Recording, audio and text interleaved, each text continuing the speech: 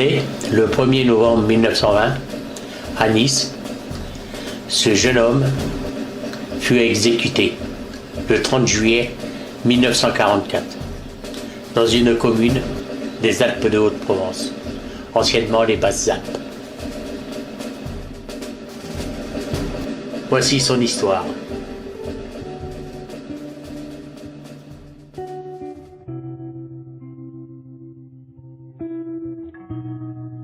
Convoqué au service du travail obligatoire, STO, en mars 1943, il prit la fuite et rejoignit le camp FTP Faïta le 23 mars 1943.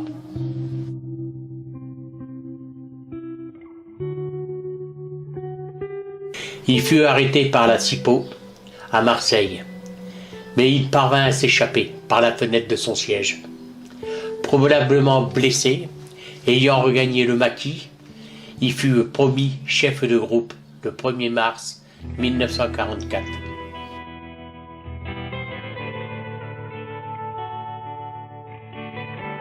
Il fut affecté ensuite dans la 3e compagnie FTP, créée le 6 juin 1944. Blessé aux jambes, il se trouvait fin juillet à l'infirmerie des Maquis, dans la bergerie d'altitude du Cerf, non loin du village où le drame va suivre. Dans la nuit du 30 juillet, un détachement allemand attaqua le PC du capitaine, chef régional de l'organisation de résistance de l'armée, installé non loin du hameau. Henri, Pasquale, Pierre, Albert, René furent exécutés sur place avec le capitaine Jean. La bergerie fut incendiée. Une stèle fut érigée sur les lieux du drame après la libération et inaugurée le 8 août 1948. Il obtient la mention « Mort pour la France ». En guise de représailles, le village fut entièrement détruit et incendié.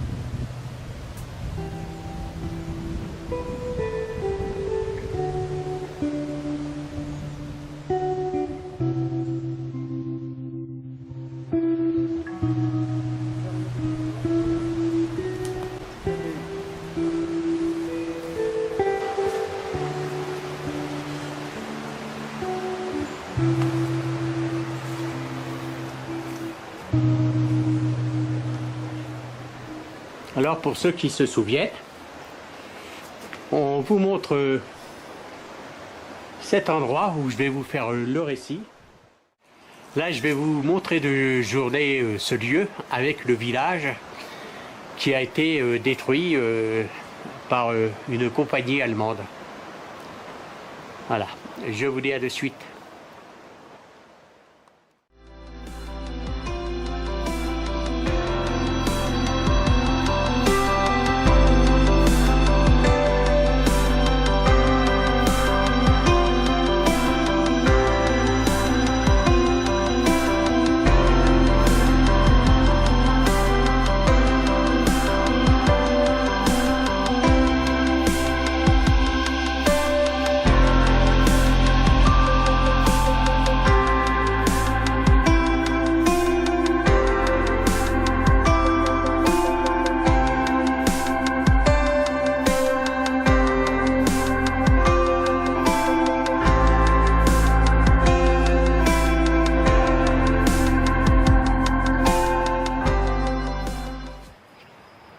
arrive sur les premières ruines de ce hameau, détruit par une compagnie allemande.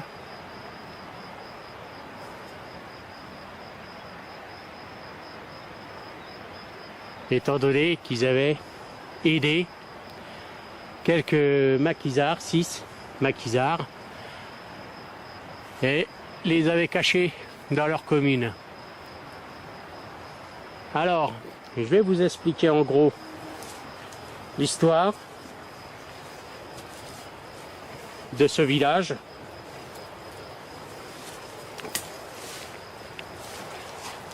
Alors, voilà. C'est très dur, étant donné que il y a la végétation qui a poussé de tous les côtés. Alors, ces maquisards qui s'étaient réfugiés dans ce village, cachés à l'aide des habitants, bon, ont été dénoncés. Et aussitôt, un convoi allemand, 7 camions je crois, sont arrivés ici, les ont débusqués, les ont fusillés et en guise de représailles, ont détruit le village. Alors c'est 5-6 maquisards avec un capitaine Jean, se sont réfugiés dans ce village et un habitant, sachant que les Allemands allaient venir, ils ont eu le temps de les prévenir et de les cacher dans une bergerie juste avant que les Allemands arrivent. Mais bon, les Allemands les ont retrouvés et ils ont fusillé sur place, quoi.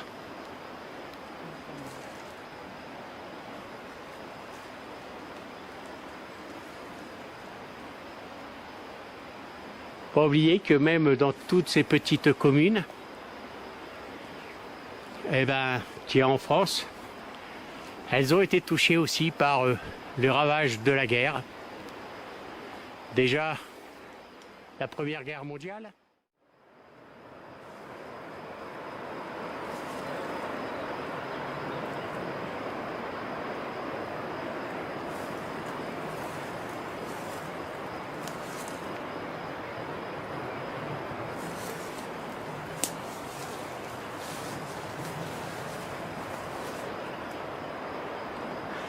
Alors la ruine qui est en face, c'était l'église. Et je crois, d'après ce que j'ai su, que au départ, les 6 maquisards, ils avaient été cachés dans cette église avant d'être déplacés dans la bergerie.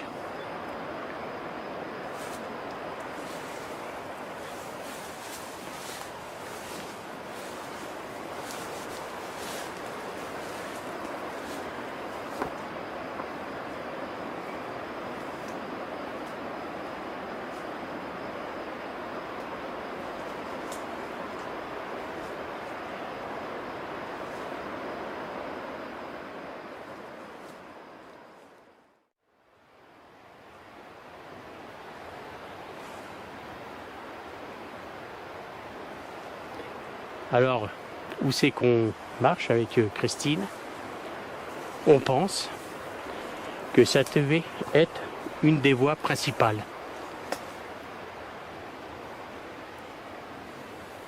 de ce petit hameau.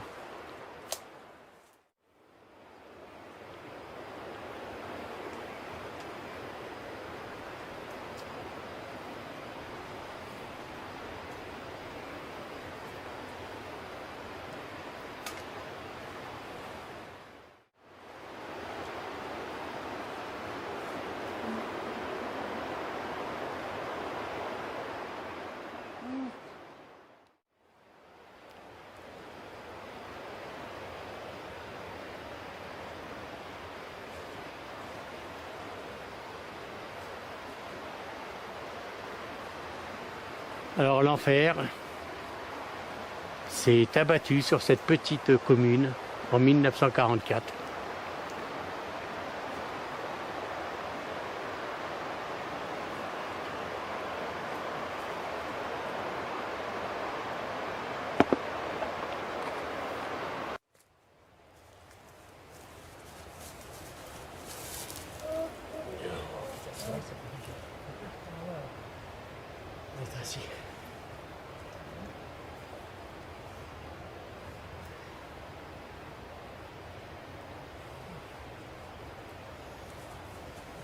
Alors ces ruines, ça fait bizarre de savoir que il y avait de la vie ici. Hein? Ouais. Oui, il n'y a plus que des pierres. Et ce petit hameau, qui s'appelle le hameau des Eaux Chaudes, est tombé déjà dans l'oubli. Les ruines sont recouvertes de la végétation, par la végétation. Donc, petit à petit, ces ruines, elles s'écroulent, poussées par les arbres, les branches. Et ça va rester dans l'oubli.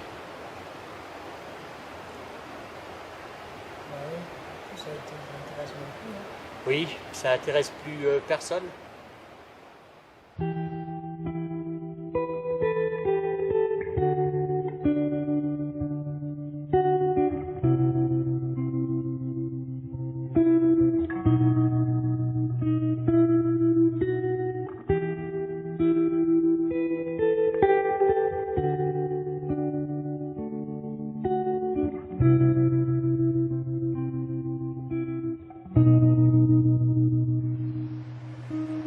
Alors comme vous pouvez le voir,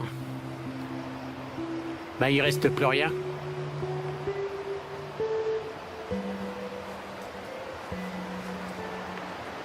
Plus rien du tout de ce petit hameau. Là, je sais pas trop si ça va se voir sur la vidéo. C'était une rue séparée par deux petits murets qui descendait vers la rivière et qui remontait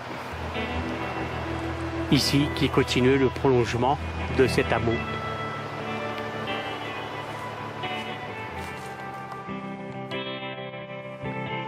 Alors ça, c'est le prolongement de la petite ruelle, petit chemin qui contournait le hameau.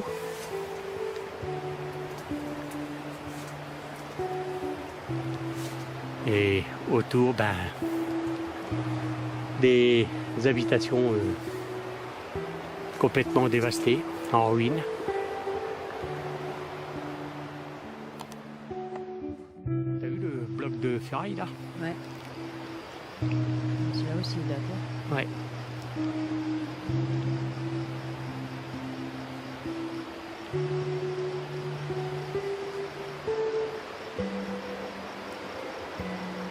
Quelle désolation quand même. Oui, c'est triste.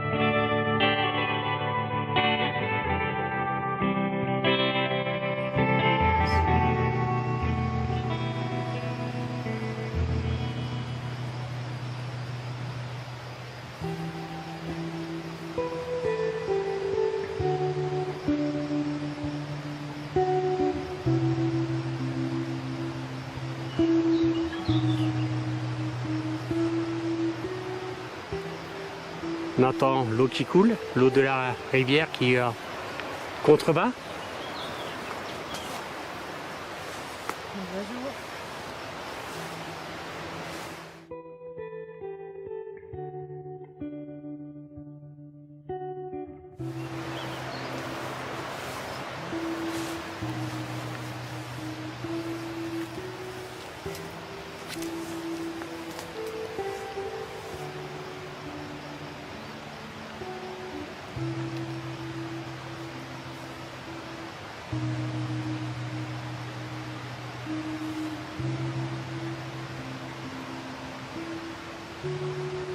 Et voilà, on arrive à la fin de ce village.